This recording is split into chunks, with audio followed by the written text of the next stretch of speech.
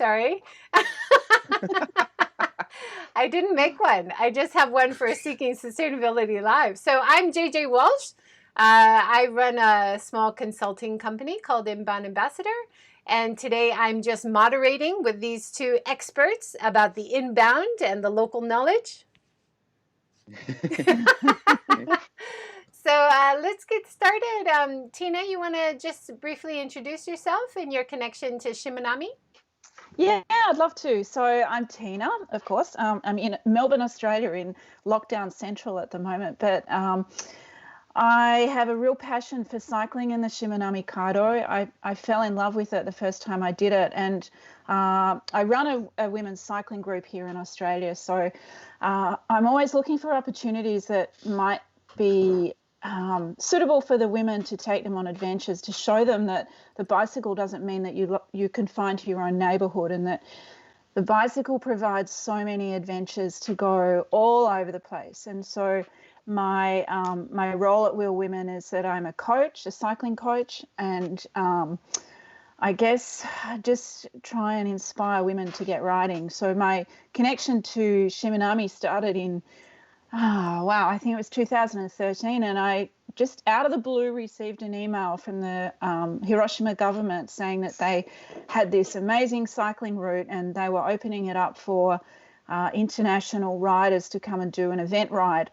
And at that stage, I'd only been running Wheel Women for less than a year, but I thought it sounded really amazing because I'd always had a passion for Japan anyway.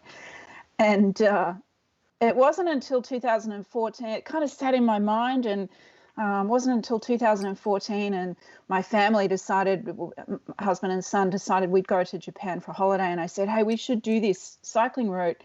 And my husband was a little bit surprised that I said I wanted to do a cycling holiday, but we did it anyway, and we had an absolute blast of a time, the three of us doing it, and I totally fell in love with it.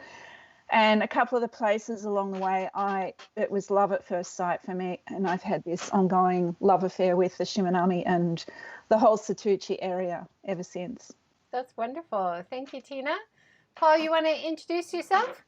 Sure. Hi, I'm Paul. I'm in Hiroshima, upstairs in Studio 2, upstairs from Joy.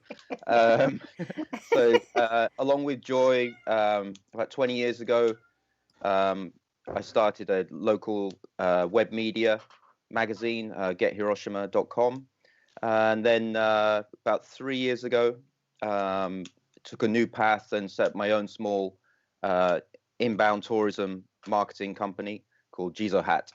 And through that, I've been working with Shimanami Kaido to help with their online promotion and some guide maps.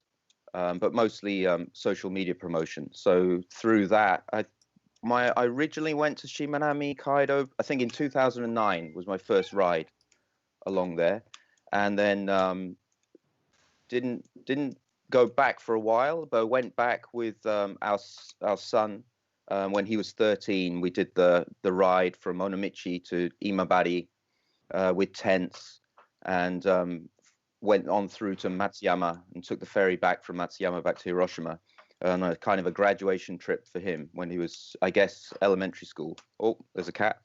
And then since the last few years, I've had the pleasure of having to go back to Shimanami at least once a month and check places out, take photos, and try and help promote the area to people. And just like with Tina, I think it's one thing that Shimanami Kaido have been focused on is encouraging more people who don't have a lot of cycling experience to come along and try, maybe take the route more slowly than just doing the whole thing in a day, or doing short parts of the route. And I think one thing that's wonderful is that because of the infrastructure that's been created by the government, there's a real kind of cycle culture that's developing in the region, especially focused on Onomichi, I think. And I think that has great that has great, he's okay. has I'm really excited about where that's going to go in the future, and I think that's something that ties in with Joy's focus on sustainability as well. So cycling for recreation and for fitness, but also as part of your daily life, I think is a great direction the region's going in. Okay. And I think particularly at the moment too, with everything happening around COVID, that cycling has become a fantastic way of transport, particularly here in Melbourne, where everybody's too nervous to be using the public transport. So bicycles have been there's been a boom here, with some pathways having 300% increase in usage. So cycling is kind of becoming popular again, which is absolutely fantastic. Yeah, it's great. Awesome. Yeah. All right. Could you both talk about why you think Shimanami is a great place for people of all different levels of cycling? Yeah, I think, Shimanami offers something for everybody, really, in my opinion. It can be for those people who are more serious about their cycling, but it really caters very well for those people who rarely get on a bicycle, because it offers so many start and stop points. You can do a little bit or you can do a lot of it. The route's not hard either. There's a few climbs up to the bridges, but as I say to the women who ride with us, there's no hill you can't walk up if you're really desperate to. So, Yep. It's not a problem. And if you're walking up the hill, it's no big deal. There's no medal at the top, so it doesn't matter. And I think that if people are wanting that kind of slow holiday, and I know you had a fantastic session the other day, Joy, with Peko Peko Box, and they were talking about slow tourism, and I think something like the Shimanami Kaido really offers the opportunity to do that, to just slow it down, look and see and experience it all. But then for the more serious cyclists, there are some seriously hard routes on the Shimanami that you can tackle, and it's a little bit like here we have when we rate a walking track. There's usually the green route, which is easy, the blue route's a bit harder, and then the black route's the really difficult one. And I often find in Australia, where it's listed as most difficult, it's actually not that hard. But in places like New Zealand, where they list a walking track as a black route, it's really, really difficult. And we found a real similarity to that between Japan, that where it's listed as black and difficult, it is a really difficult ride. And so if you're a serious cyclist and you want to get some of that hill climbing or something that's a bit more challenging, I think it offers that as well. The other thing I love about the Shimanami, of course, is that it's a lot of it's separated bike lanes from the traffic, but where it's not separated, it's actually just really local, very quiet traffic areas. So I think for families riding or people who are not that experienced in traffic, it's a perfect route, really. Yeah, I mean, I would echo everything Tina said. It's absolutely right that it's there really is something for everyone there. Perhaps if you're a really serious cyclist, the actual Shimanami Blue Line route, the main route through the middle of the islands, is perhaps a little bit short if you're coming from overseas, perhaps. But as an entry point to longer rides in Shikoku, or even connecting up north to the Japan Sea coast and riding down to Shikoku, there you can ride hundreds of kilometers, and there's no limit really. And also, as Tina said, once you get off the main route, there's I guess 6 islands, and they range between 20 kilometers and around 40 kilometers in circumference around the coast. So if you can loop around those islands, you can get a couple of 100-kilometer good ride. And it, as Tina said, the Shimanami Kaido route is pretty flat, but once you get off on the coastal routes, it can really turn into a bit of a roller coaster. And so you can really challenge yourself. There's some great views, but you really have to work for them. Yeah, something about even the mountains, it's not much elevation, but wow, you can go up pretty steep. But the main route called we often call it the blue lines, because on the side of the road it's very clearly marked all the way from Onomichi to Imabari and back. It's very clearly marked, this long painted strip along the side of the road, and it makes it very difficult to go wrong, to take a wrong turn. So that gives you a little bit of extra confidence, I think, if you're worried about getting lost in the countryside. And like Tina said, there are some climbs up to the bridges, but again, it's very easy to walk, and those climbs up to the bridges are great views. So walking is pleasant too, and there's no shame in that, right? So it's not a endurance contest. And I think testament to that is like a lot of the people from overseas who come and rent bikes when they arrive. A lot of people are using what we call them mamachari. They're just like very basic shopping bikes with very few gears, and they have a basket on the front or the back. And a lot of people do the whole route on those bikes. If you watch a few YouTube videos and stuff, you might find a lot of people start to regret it towards the end of the ride, because unless you've prepared your oshiri, your backside for the hours in the saddle, it can be quite hard. And so that's one thing we can learn from people, is that sometimes there is so much to see and so much to enjoy along the way, and tackling it all in one day. If you're a very beginner, or you like to take a lot of photos or stop along the way, it's a good idea to give yourself 2 or 3 days to do the whole route, I would say, and you can really enjoy the process. Otherwise, it can get, if you're racing against the sunset at the end of the day, it can take away some of the enjoyment.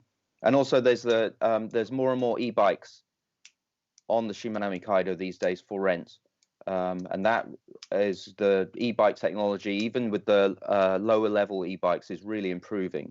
So that really opens up the opportunities for all kinds of levels of people to try it out.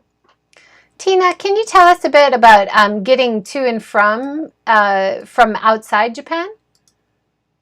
Yeah, it's always one of the challenges of getting to the Shimanami, because a lot of people don't know where it is to start with. So basically, I know from Australia, it's straight to Melbourne or Sydney through to Tokyo by plane. And then generally what we do is we will either fly into Hiroshima and then bus or train to Onomichi from Hiroshima.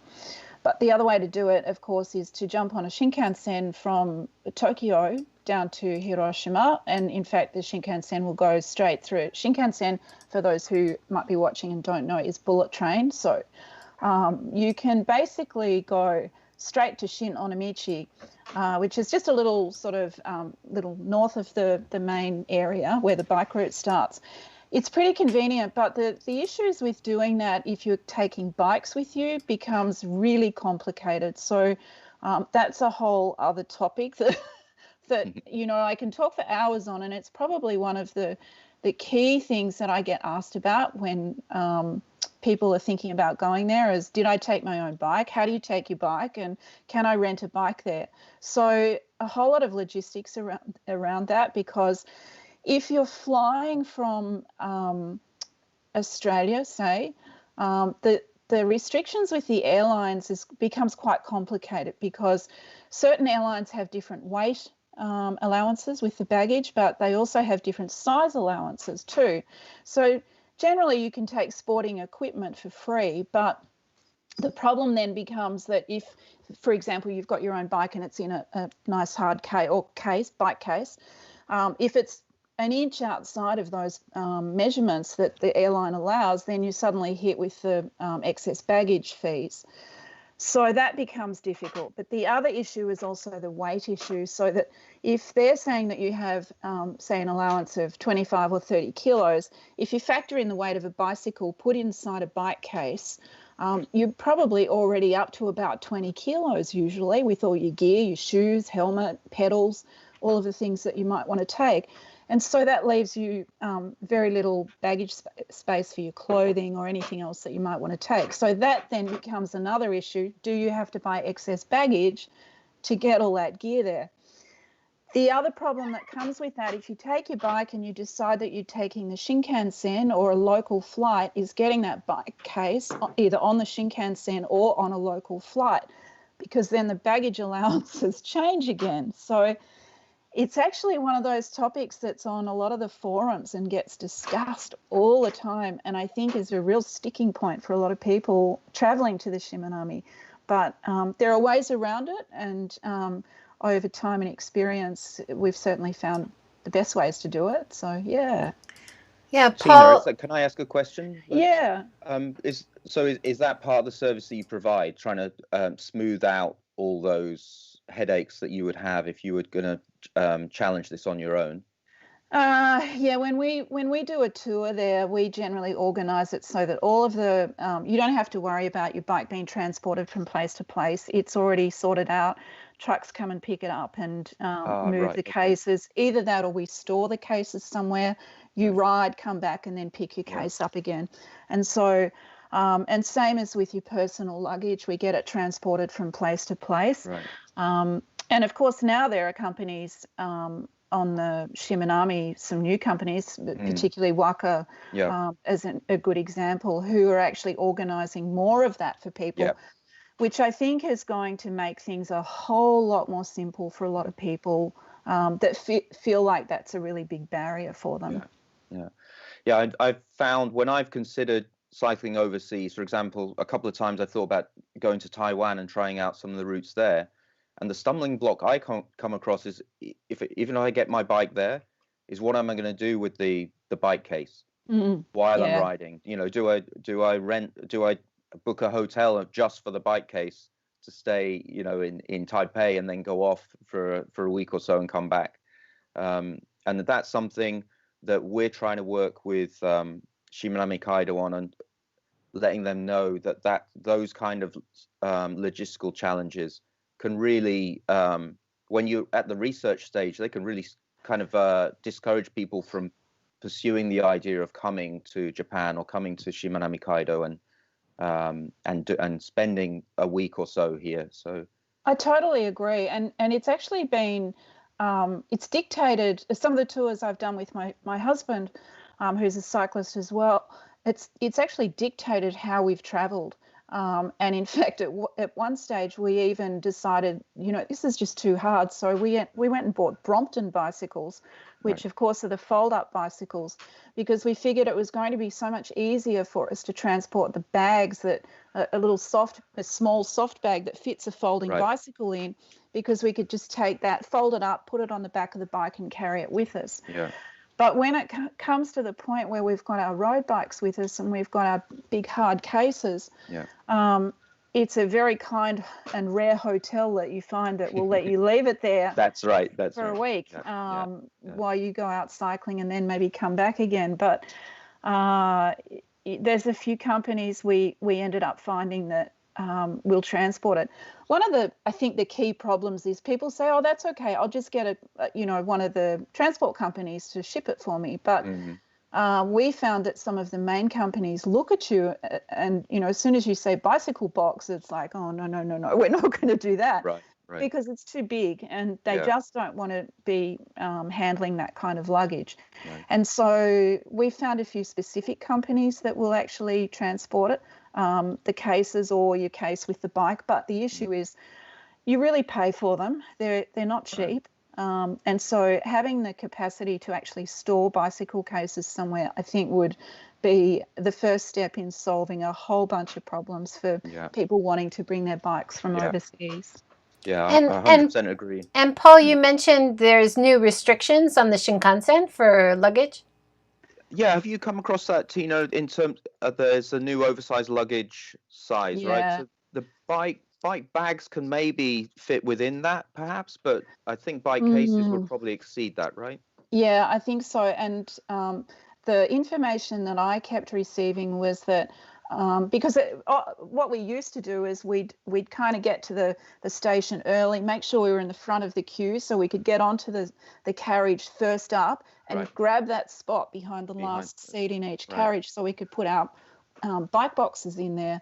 But now I believe you actually have to book that space, and there's a small fee. there's a fee to book that space, and if you miss out on that space, then your bags have to go to another spot on the train somewhere. So knowing the time in which you've got to get off the train and grab your luggage, it's kind of becoming really difficult to even do that, because you only get probably less than a minute to get on and off. Yeah. So getting your luggage off and then trying to find the carriage where your bike box has been stored, can't imagine that happening very easily. Yeah. I have a dream, Tina. I have a dream that one day we will have a whole carriage on the Shinkansen even the local trains that just for bicycles. So wouldn't that be fantastic? let's make that happen. Yes. Paul, do you want to talk about the rental bike system that you know about?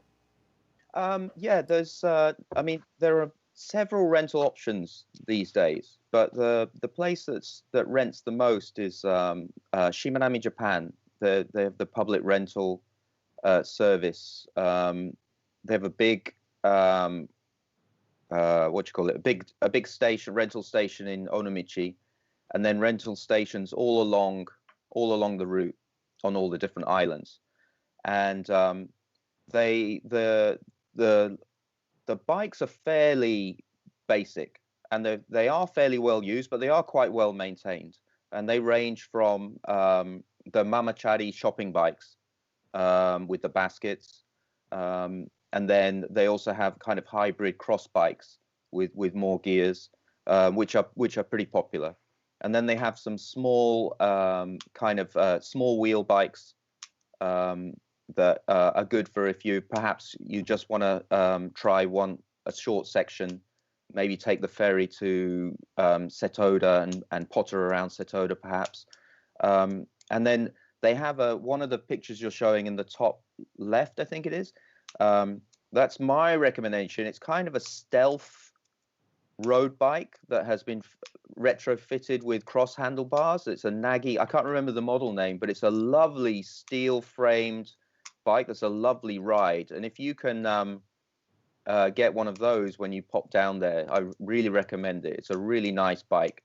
And even better that it's a local too. Yes, locally made, so it's great. And the prices are extremely reasonable. So they're just over 1,000 yen a day to rent. So it's a really exceptionally good value, healthy day out to do these things. They also have, you just popped up there, is the e-bike riding along the coast, and they're increasing their stock of e-bikes. But the e-bikes, you do have to return them to the same rental station that you picked it up from on the same day. So unfortunately, they're not available for multi-day trips. And then in Onomichi, there are several different bike companies offering like higher end bikes. And on the other side, in Imabari, they've just opened a brand new cycle terminal in front of Imabari Station, and they have a good relationship with Giant, the bike company Giant, and they've just they have a whole range of brand new Giant cross bikes, including some large frame. So I think they can accommodate up to heights of 190 centimeters, something like that. So that's nice.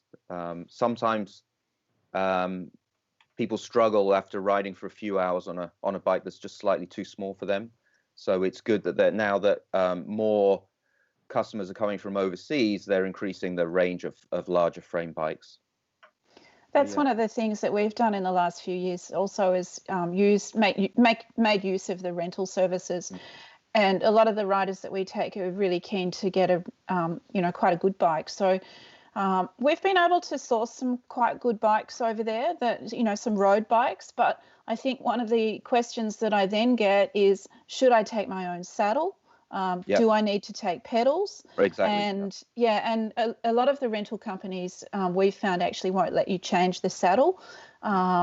So that's become a bit of an issue for some people who have had just continued discomfort. So that's why we then started saying to people, well, if you want to take your bike, you can, but we just need to organise the tour, totally differently than just renting bikes.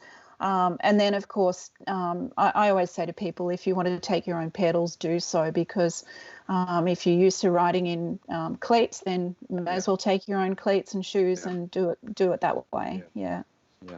And the companies don't generally. I think people are under the assumption that if you're hiring a bike there, you'll get a bike fit for the particular bike. You're just not going to get a bike fit. It's basically put the saddle to the height that you want, and that's it. Yeah. I'm showing the Waka Rentals right now. Do you want to introduce that facility? So Waka is they're doing great things on the Shimanami Kaido. Tina mentioned earlier their bike transport service. They're about a year or 2 years ago, they began this bike transport and rescue service, which I've actually used. I had a tire blowout while I was out there last year, and I used their service through SNS, called them, and they came and they were fantastic. Came and repaired my bike and gave me a ride to the nearest port because time was getting on. And they've recently opened this wonderful accommodation facility on Omishima, which is about halfway along the route, and it's absolutely beautiful. And Murakami-san there, who runs the place, what's really impressed me about him is most of his ideas come from his own experience of cycling. So he's trying to solve the kind of problems that we've just been talking about. He's come across problems cycling in other places, and so he wants to solve those problems. I was really impressed when I went to his facility recently. They have a service, like a refresh pack service, where even if you're out for the day, you can drop in at their place, and if you're all sweaty and getting a bit grimy, they will put your clothes in the laundry, right, and give you clothes to hang out in their wonderful cafe with a sea view for an hour or two. Use the free Wi-Fi, have a few drinks, and then when the clothes are ready and dried, you can put on your fresh clothes back on again and continue on your way, or head back. And just something that came from something he had wished was offered by other places.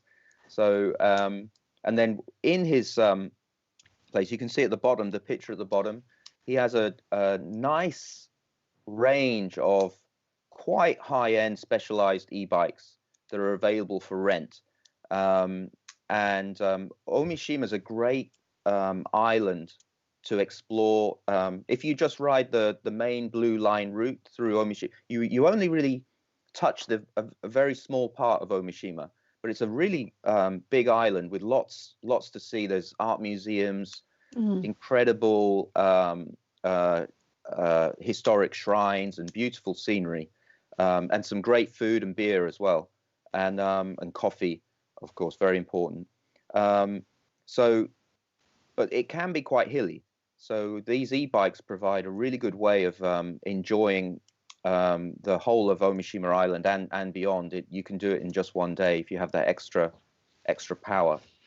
And that's actually one place. If you're local or you're not bringing your own bike, you can take a bus from Hiroshima, and that will drop you at the nearby cycle station, the cycle sanctuary, and from there it's about a kilometer walk, or if you call, they'll come and pick you up.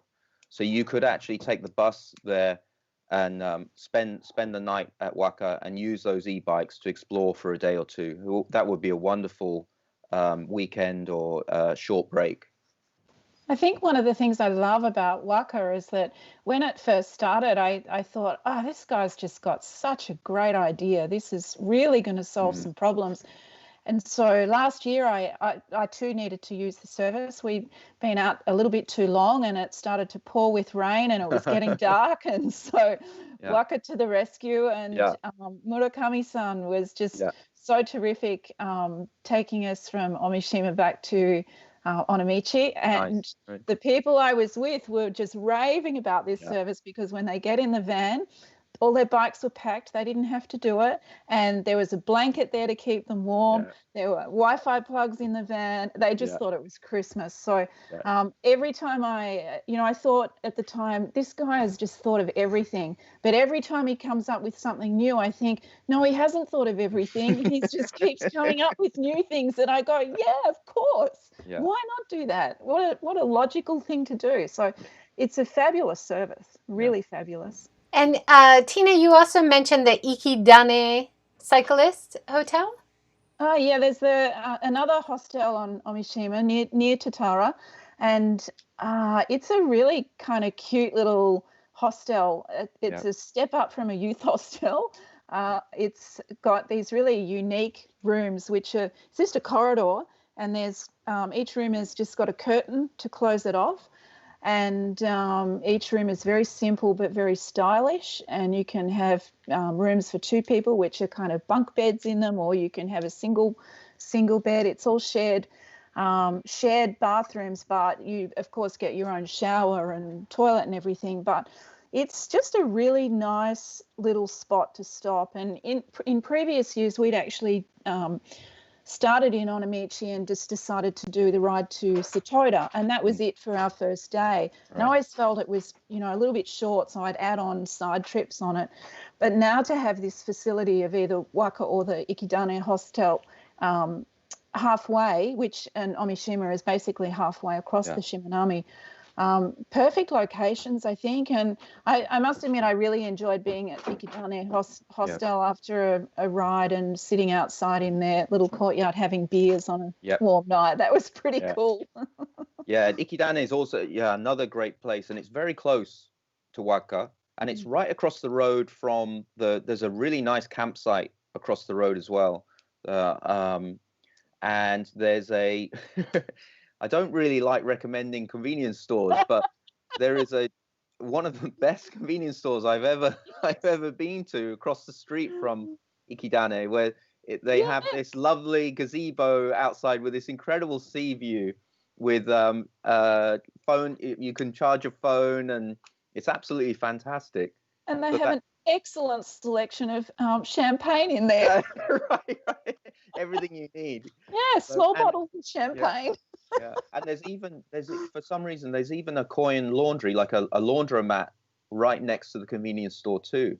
So with the combination of you've got Ikidane, the great this great convenience store, and the coin laundry, and then Waka nearby, and then of course there's the Tatara Cycle Sanctuary, which has restaurants and stuff to buy and snacks and everything, all in this small area. And I think Tina's right. Is like it until quite recently. Satoda has always really been the place to base yourself overnight, because that's where the accommodation options were. So to have this other option on Omishima is a really great move, I think. And I think also one of the draw cards for our group has also been it's one of the best spots to get omiyage or souvenirs from the Shimonami. It's one of the few places that actually has them. So that's also another attraction for our group. And of course, I think that's where the, correct me if I'm wrong, where the Satuchi coffee caravan is too. Yes. So Shimanami Coffee. Excellent. So Joy has a couple of pictures of those. Yeah. That's just above there. So that's a beautiful view. And that's a great place to stop. It's a very popular Instagram spot at the moment. It's very nice, very nicely done. And when I was there, I was asking the hot coffee at least a month or two ago was being sourced from Matsuyama, roasted in Matsuyama, but the iced coffee is being sourced from the Omishima Islands, Omishima Coffee, which is another just slightly. It's a bit of a climb off the normal Blue Line route, but fantastic coffee and beautiful views and a beautiful renovated old Japanese house. So I highly recommend both of those coffee stops. And of course, most people doing Shimanami will start or end in Onomichi.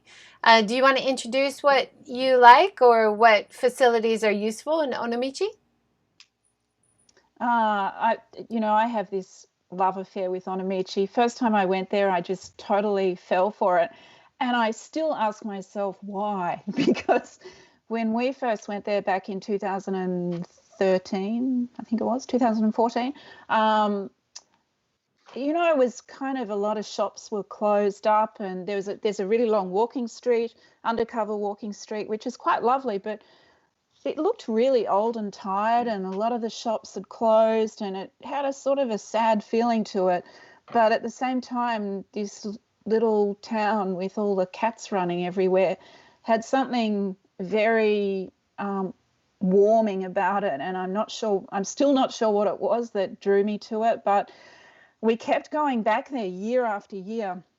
And in watching over the years this process of how Onomichi is suddenly becoming a place of real interest for a lot of younger people to move back to, and starting up some really great little entrepreneurial businesses of coffee shops or designer clothing shops, or perhaps artisan sort of craft businesses.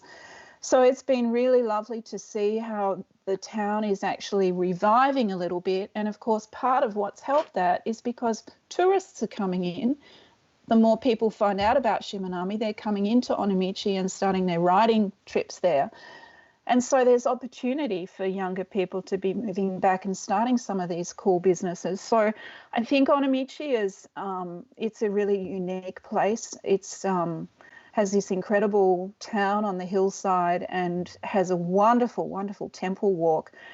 Gosh, I don't know how many temples there are on that route, but you could walk for ages, and they're really interesting old temples, and it's quite different to, say, an experience of being in Kyoto, where there's thousands of tourists thronging around every temple. You can be the only people there, and you get to walk all around and hear the monks chanting, and it's just a really special feeling. But I think the other thing about Onomichi is it's pretty convenient to get to from Hiroshima too. So it makes everything pretty simple, and it's got great food, excellent choices. And of course, there's also, I think for a lot of people who go there, it's the main stop is where they want to stay is the Onomichi U2 Cycle Hotel, which is, of course, rated as one of the best cycling hotels in the world. Great food and beautifully designed accommodation, but there are, of course, lots of other opportunities in town for accommodation as well. There's quite a few hotels that they all seem to be very cyclist friendly. Yeah, I think we could probably do a whole hour talking about Onomichi. Yeah, I think so too. Yeah, I'm the same as Tina. Onomichi is probably one place. I mean, I love Hiroshima, but Onomichi is one place I could imagine relocating to. It's as you've said, over the recent years with new blood coming in, but mingling with the old businesses and the stuff that's been going on there for a long time. There's two sides of the old tumble down houses on the steep mountainside compared to the super really nicely designed stuff on the waterfront. The waterfront, where the U2 hotel has been really well done, but also right in front of the station, they have lovely grassy area with outside tables, chairs. When I was there recently, it was just coming back from a ride in the early evening, and it was sometimes in Japan, these areas, they're not that well used. So some of these areas are made, but they're not that well used. But it was the sun was going down, and the waterfront area with all these outside tables and chairs was packed with high school students, like doing their homework and hanging out, and it was really, really lovely. People really using the space, walking along the promenade, both visitors and local people. So I think there's also a really lovely sense of pride from the local people too, and we've really felt an incredible sense of welcoming every time we've been there, particularly when we say, we've come to cycle the Shimonami, and they're always politely surprised, oh wow, but at the same time so enthusiastic to show you places or tell you about places in Onomichi and share some of their local knowledge too, which I really love. I mean, this year it's been a bad year, but with so much being cancelled, but they also have some crazy festivals. So Yeah, if they you have a manage to hit, great beer festival. right, yes. So from Onomichi, the easiest two locations, which both of you mentioned, is Mukaishima or Satoda. So should we start with Satoda? So Yeah, Sure. how do you get there? What can you So see? one thing with Satoda is one thing it's good. You can of course cycle take the 4-minute ferry from Onomichi to Mukaishima and cycle to Satoda, probably in about 30 kilometers, perhaps 30, yeah, 35 kilometers.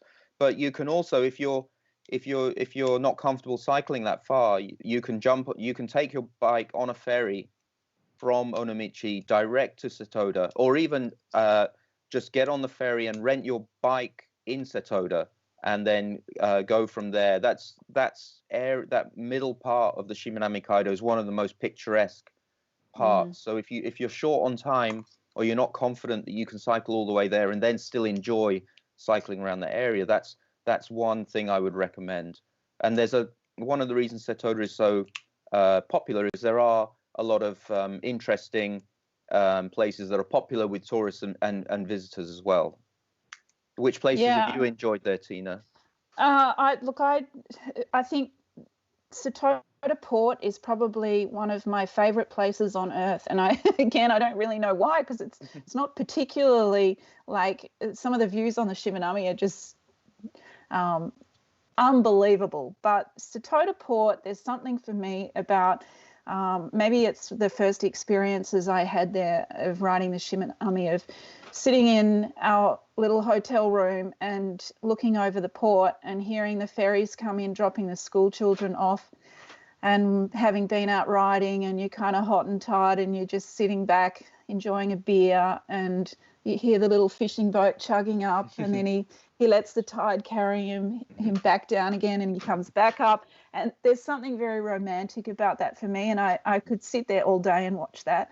But I think I had never been to Kosanji Temple until last year, and it's kind of weird, but but it's made, for those who don't know it, it's made up of it's relatively new. I think it's built in the From the 30s, 50s, maybe? 50s. Oh yeah, maybe 30s. Maybe you're right. Yeah, Yeah. and it's kind of like this conglomeration of different styles of temples built there by a son dedicating it to his mother. Yeah. So there's a lesson there for all of our children, of course. It's the Taj Mahal of Shimonami.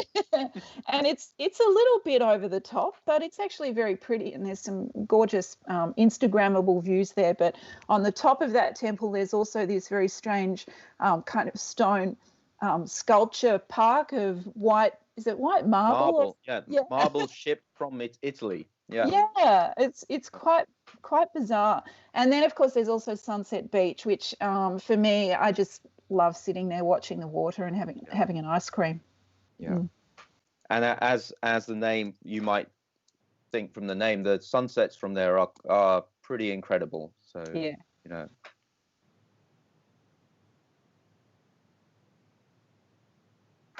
Sure. So Mukaishima is the first island across the water from Onomichi. So you take this cute little ferry across. You can roll your bike, and I think it's 100 yen to cross over. And from there, the blue line starts. And Mukaishima's it's probably about 25 kilometers around the whole island. So you can do a loop of the island, or if you're doing the blue line, the first part is a little I wouldn't say built up, but quite residential. But then once you get through the first maybe 3, 4, 5 kilometers, you turn along the coast, and it gets very pretty. And once you get to the bottom, the southern end of Mukaishima, where you're near the first of the big bridges, the Enoshima Bridge, the coast along there, it's called the Tachibana Coast, and it's a beautiful stretch of coastline along that southern coast, and it's beautiful when the weather's bright and sunny. The blues and greens are incredible, but also the light in the winter it's very atmospheric. So that's one of my favorite stretches of coastline, and it's one of the places where it's one of the places where there are the most dining options, perhaps, that are all concentrated in one area: cafes, restaurants, and a very unique chocolate factory up on the hill. If you can make it up there, it's a little steep, but that's a really unique place to visit. And one of Japan's only vegan chocolate companies, That's right. Ushio chocolate and ice cream and lots of good stuff up there. Awesome. I think that's one of the places that also offers for the more serious cyclists a little bit of hills. So I haven't been to the chocolate place, but I have been up to the Orchid Centre, and there's a bit of a killer hill to get up to that one. Yeah.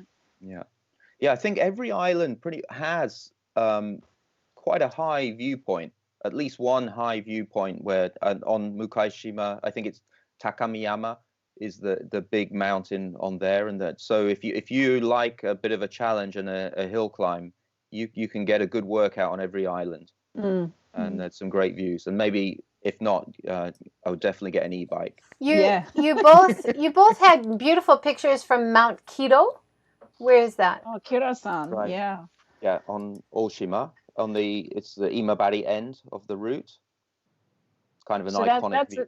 That's a hard ride too. I'm not sure how far it is.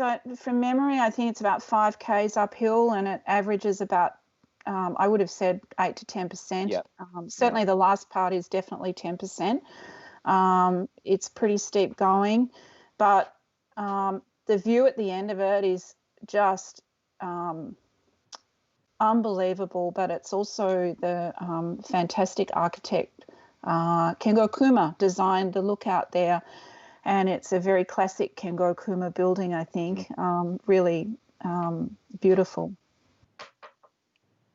Yeah, it's definitely worth the effort if you can get up there. Yeah, it's a pretty hard ride. And even the view, the bridge you can see from that view is the huge Kurushima Straits Bridge, which is that in itself is about 4 kilometers long. So if you find yourself in Imabari and you want to try something spectacular, but you don't have much time, I often recommend if you just cycle from Imabari and cycle over that bridge and back, you get a good 10 to 20 kilometer ride, and it's just spectacular.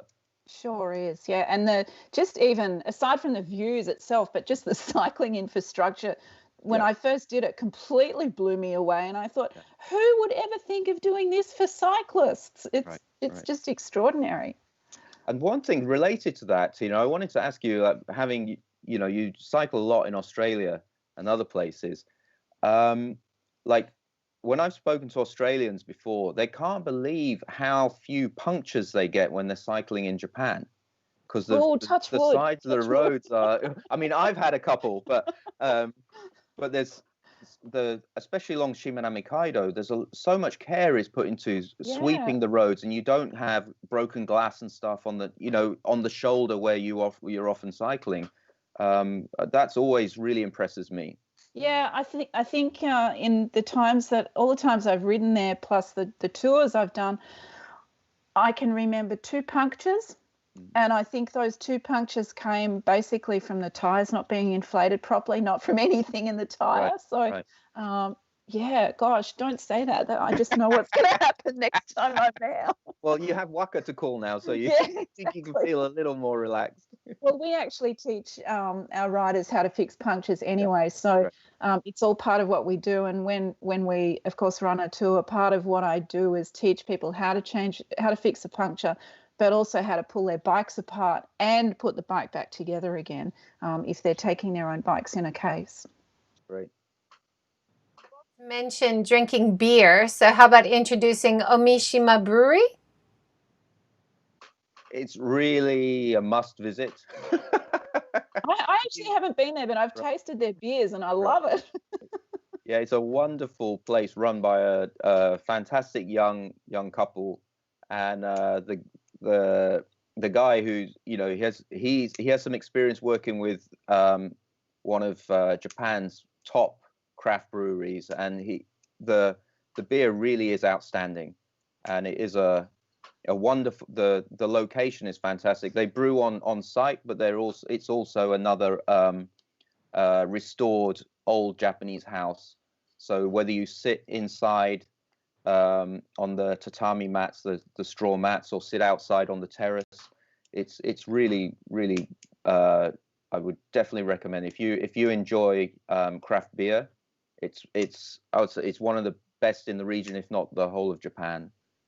So, I have to get there. Absolutely have to get there. I was looking for some local Hiroshima beers in Australia just recently because it was my husband's birthday, and I thought, I'll just get him a secret little present of Hiroshima beers. And I couldn't find any, unfortunately. So, and I kept thinking, if only I could get to the breweries along the Satuchi. And then for the non-drinkers, can you mention the ramune place as well after? Sure. We should also mention that in Japan is a zero tolerance for alcohol and driving, but not only driving, but also cycling recently. So for liability's sake, we should say, if you're planning to go to a Mishima brewery, make sure you've finished your cycling for the day, and use a taxi. Yes, definitely. Definitely. The lemonade factory, yes, Ramune. That's on. Is it on Mukashima? It's on Mukashima, near the port. Very quaint little place with a lady who's just always got the biggest smile and just so wants to give you her ramune bottles. Yeah. And for those who don't know what ramune is, it tastes a bit like lemonade and has these really unique bottles that have strange shape to them, but they have a ball in the top of them which stops depending on which way you turn the bottle, stops the flow or lets the lemonade come out.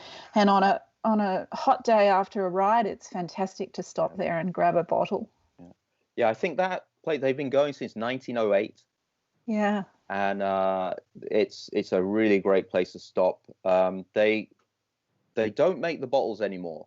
So what you usually do is you usually order your drink, whether it's the ramune. They also have like some cute things like a coffee drink called Fight and another orange drink called Friend or something like that.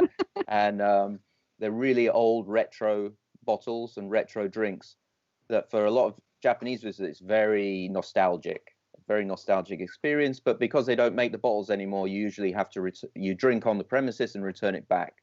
But often if you're from overseas, the lady's so lovely, she'll encourage you to take one home with you, especially if you've got kids, right? Then along the way, other than these key spots, along the way you might see outdoor terraces. What kind of facilities or services can you find along the route? Wow, I think because I take a bunch of women, toilets are always the big demand. And we never really have that much problem finding them. They're generally dotted along the way somewhere. Of course, the other thing that you will never be without in Japan is vending machines. And so if somebody runs out of water, they can always get some water out of a vending machine. But there are also other places. I know there's a few bike repair places along the way or vending machines with bike tools in them. But I must admit, I don't recall where I've seen them. But there's also, of course, lots of food stops. One of our favourite things to do is when we ride towards Satoda, we generally stop at the supermarket there and grab, a bento box of some sort and, a couple of drinks, and then we head off to Sunset Beach or somewhere around there and stop and have lunch on the beach, and then we ride on and find something else along the way. So there's plenty of services for people along the way, for sure. Yeah. And there's even an ATM at a post office in a place you would never expect to see a post office in the middle of nowhere. So we have about 5 more minutes. Is there anything we haven't touched on that you think is good for first-timers thinking of Shimanami?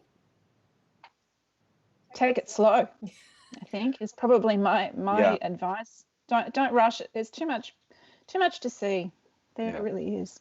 Yeah, I would definitely agree with that. And if you don't believe Tina and I, just take a look at some online reviews, take a look at some YouTube videos, and that's a very common thing, is that the people saying, I really wish I'd given it a little more time. I really wish we'd given it a day, or even a day extra, or even longer, because even if you're quite a proficient cyclist, there's so many places where you want to stop and just either take photos or just soak in the views. And there's lots of little places where you want to stop or take a little side trip.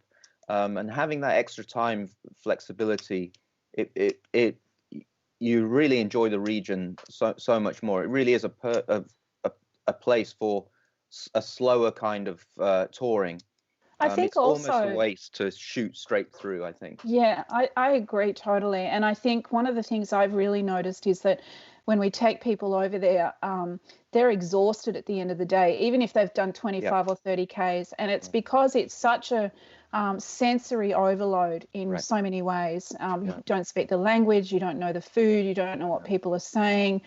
Everything looks different. And so aside from the exhaustion of riding, the physical exhaustion that you might have, even though it's not far, it just becomes one big recipe for being pretty tired at the end of the day. Yeah. And padding. I think if you either, unless you've prepared your backside for some time in the saddle, I know in Imabari there's a kind of a cycle hub, a hostel called Ciclo no Ie. And one of the big advice they give is to buy a little towel to put either inside your shorts or on your saddle, because you might laugh, but you probably end up having to use it. And then in terms of navigation along the way, you mentioned the blue line. How easy is it for people who don't know Japanese to find the route? It's so easy to find the route. Everything is, despite what people think, it's actually written in Roman letters or English letters, so you can actually read the signs. And if you have the map as well, it's very easy. I get lost just walking down the street. I'm hopeless with directions. And when I get to the Northern Hemisphere, everything is back to front for me. So if I think we should be going left, we end up going right. And so I find it very confusing. I've never been lost. Oh, actually, I lie. I think I've been lost once, but not badly. It's very easy. Yeah. Found local people pretty friendly if you need help along the way? People not directly related to the cycling route? Yeah, we've had people just stop and ask us if we're okay, and even though we're totally fine, but they're always really super friendly. In fact, I've met other cyclists on the bike path who we've met in little locations, like lookout points, who have become, probably lifelong friends now, which is really wonderful. Yeah, they have this fantastic network of cycle oases where they all kinds of different places, small businesses, sometimes just private residences where they hang out a sign saying Cycle Oasis, and where you're kind of welcome to drop in and fill up your water bottles. Sometimes they have cycle pumps and some tools, or sometimes it's just a place where you can sit in the shade.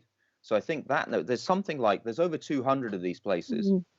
So whether you use those facilities or not, there's this network of people who are kind of involved with the cycle culture, and this idea that the region is welcoming to cyclists and people from visiting from around Japan or overseas. So I think that really helps. And then people will often go way out of their way, especially if you do find yourself in trouble. People are unlikely to ignore you. They will do their best. So I mean, it's unlikely they'll speak much English or other languages, but they will certainly do their best to help. That's certainly been our experience. Tina, can you give us an idea, coming from outside, how much would you have to budget per trip or per day? Wow, that's a good question. I must admit it's not something I've thought about a lot, but I know generally The tours will cost anywhere between, I guess, about for say a 10 or 12-day tour, probably anywhere between 7,000 Australian dollars. Some people charge up to $12,000 for them, so it can be expensive. And I think that's very much dependent on what level of luxury you want on the tour as well. I know when I do it myself without taking tours, it's certainly a lot less than that because I'm only looking after myself or, my husband and I. And so, I think the ride itself is free. You don't have to pay anything to ride across the Shimanami. What you're paying for is your accommodation and ferries, and anything like Waka that you might need to use. So meals are very cheap. Generally, in comparison to Australia in particular, you can pay $10 or $15 for a fantastic feed of noodles or okonomiyaki, all kinds of wonderful things. So I think there's this fallacy out there that Japan is expensive. And I really beg to differ on that, because if you want to go to Japan and you want to live like a Westerner and eat Western food all the time and stay in Western style hotels, yes, it probably is very expensive. But if you're prepared to eat Japanese food and stay in ryokans or, more Japanese style of accommodation, I actually think it's a pretty reasonably priced place to go, particularly to eat. We've certainly found it very cheap. Yeah. If you're a seafood lover, I mean, you'd be blown away by the prices, I think, and the quality and the volume as well. Yeah, definitely. Well, I think that was a first great episode, giving people an introduction about Shimanami. Thank you both so much. Thank you. It was awesome. Thank you, Joy. And hopefully we can do it maybe once a month now that it's cycling season, and maybe get some more guests on to give us a different perspective on doing the route, or maybe people working and providing services on the route. So thank you, everybody.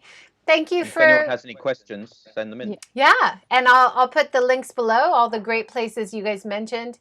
Thank you, Yuko, King, and Rika for writing your comments. And we didn't have any tough questions for you guys this time, but we'll try to get some for next time. Thanks, everybody. Have a good day. Take care. Go out and enjoy some cycling. Bye. Bye.